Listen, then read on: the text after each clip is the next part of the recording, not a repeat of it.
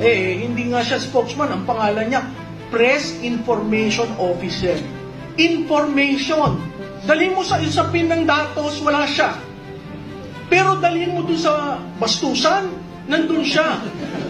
Diba?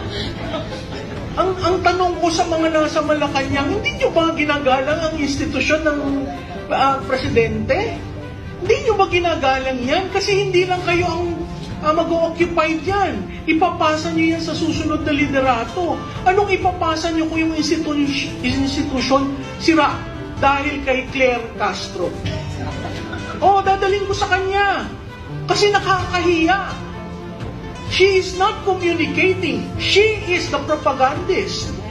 Ha? Kasi paano, tinawag niya akong propagandista. Ang sabi ko, anong proof mo?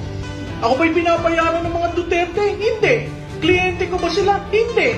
Kaya nga ang sinabi ko, ako'y Pilipino, mahal ko ang bansa ko, magkokomentaryo ako. Hanggat ikulong ako ni John Vic Remulla. Diba? Kasi inciting to sedition, wala ka mga akong sinabi na ibagsak ang administrasyon. Ito, example ha.